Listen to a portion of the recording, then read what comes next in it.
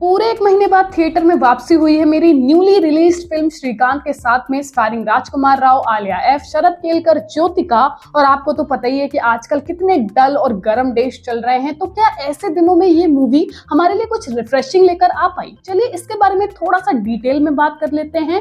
श्रीकांत एक बायोपिक है मिस्टर श्रीकांत बोला की, जो कि बोलांट इंडस्ट्रीज के सीईओ या फाउंडर हैं। और ये बायोपिक इसलिए नहीं बनी है कि वो एक एंटरप्रेन्योर है या उनका कोई बिजनेस है, बल्कि इसलिए बनी है कि उन्होंने अपनी डिसेबिलिटी को अपनी सबसे बड़ी ताकत बना लिया। श्रीकांत पैदाइशी विजुअल इंपेयर्ड थे, जिस वजह से उन्हें लाइफ में बहुत सारे चैलेंजेस का सामना करना पड़ा और ये सारे चैलेंजेस वो एक के बाद एक एक्सेप्ट करते चले गए, जिस वजह से उन्होंने लाइफ में लड़ना सीख लिया। इंडिया के आईआईटीज में ना सेलेक्ट होने से लेकर के फॉरेन की टॉप यूनिवर्सिटीज में पढ़ना, उसके बाद बोलांट इंडस्ट्री को खड़ा कर देना, उनका ये अद्भुत सफर आपको इस पिक्चर के अंदर देखने को मिलेगा, जिसमें श्रीकांत का रोल प्ले किया है राजकुमार राव ने। और वो इतने रियल लगे हैं कि आपका रियल श्रीकांत और रियल श्रीकांत में कंफ्यूज होना तय है। और पता है सबसे अच्छी बात क्या है कि राजकुमार राव एक बहुत ही सिंपल और डिसेंट कैटेगरी के एक्टर में आते हैं, जो कि आजकल हमें बहुत कम देखने को मिलता है। यानी केवल अपनी परफॉर्मेंस की वजह से लाइमलाइट में रहना, उसके बाद पूरी तरीके से गायब,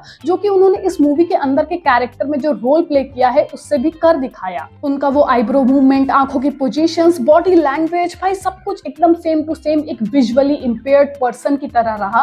हमने पिक्चर देखने के बाद कुछ वीडियोस और इंटरव्यूज वगैरह देखे एक्चुअल श्रीकांत बोला के, एंड ट्रस्ट मी, जो आंखों वगैरह की पोजीशन है ना, वो तो राजकुमार राव ने एकदम सेम टू सेम कॉपी करके रख दिया है, जो कि एक बहुत बड़ा रीजन है ये मानने के लिए कि भाई ये पिक्चर हमारे लिए एक ट्रीट की तरह रही। इनफैक्ट सिर्फ वही नहीं, बाकी अदर एक्टर्स यानी ज्योतिका, शरद केलकर, आलिया एफ, सबके रोल्स और एक्टिंग अच्छी रही। फिल्म की ड्यूरेशन 2 घंटे है, लेकिन डेफिनेटली ये आपको लंबी लगेगी। आई मीन बोरिंग नहीं, बट हाँ आपको लेंथ इसकी महसूस होगी, लेकिन एक सॉर्टेड वे में, वो भी इसके अच्छे स्क्रीन प्ले और बेहतर सिनेमेटोग्राफी की वजह से, जो आपको स्क्रीन से होल्ड रखेगी। स्पेशली मूवीज के डायलॉग जो कि बहुत ही अच्छे थे, एंड फिर उसमें भी वो राजकुमार राव का अपना एक तरीका उन्हें डिलीवर करने का, एक ह्यूमर और सार्काज्म से भरा, जो और भी ज्यादा पिक्चर को इंगेजिंग बनाता है। फिल्म इसी तरीके से ऑलमोस्ट परफेक्ट हो जाती अगर थोड़ा सा इसकी स्टोरी राइटिंग और अच्छी होती, यानी श्रीकांत की लाइफ को थोड़ा और डिग करके, थोड़ा और ज्यादा हाई ऑन इमोशंस के साथ में अगर हमें इसकी कहानी सर्व की जाती,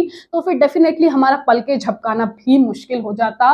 बट इसके बावजूद भी ये राजकुमार राव और 2024 में हिंदी सिनेमा की तरफ से लापता लेडीज और अमर सिंह चमकीला के बाद definitely one of the best movie और परफॉर्मेंसेस थी ये, वो भी उस वक्त जब सिनेमा में ऑलमोस्ट सूखा पड़ा हुआ है। तो डेफिनेटली ये मूवी एक जरूर गो ऑन है फॉर थिएटर्स, जो कि आपको एक अच्छा एंटरटेनमेंट तो देगी ही साथ Indian education system, Indian society और इंडियन लोगों की एक रियल इमेज भी शो करेगी, आपको इंस्पायर करेगी कि अगर आप ठान लो तो जिंदगी में कुछ भी कर सकते हो। एंड मोस्ट इंपॉर्टेंट, एक रिमाइंडर देगी कि भाई कितनी भी प्रोपेगेंडा और फालतू की मूवीज कुछ लोग रिलीज करते हैं हमारी हिंदी सिनेमा की तरफ से, लेकिन कंटेंट गेम में भी हिंदी सिनेमा हमेशा टॉप पर रहता है और उसको शायद ही कोई बीट करेगा। इसीलिए इतने रिफ्रेशिंग अटेम्प्ट के लिए हम इस मूवी को देंगे 5 में से 4 हार्ट्स। बाकी यार राजकुमार राव क्या परफॉर्मेंस दिए, दिल जीत लिया। मतलब एकदम खुशी खुशी गए थे इतने दिन बाद थिएटर्स में, और वैसे ही खुशी खुशी वापस आए हैं। तो फिर आप बताओ, पिक्चर देख जरूर आना, इतने दिनों में इतनी अच्छी पिक्चर आई है तो प्लीज देख करके आओ, मजे करना।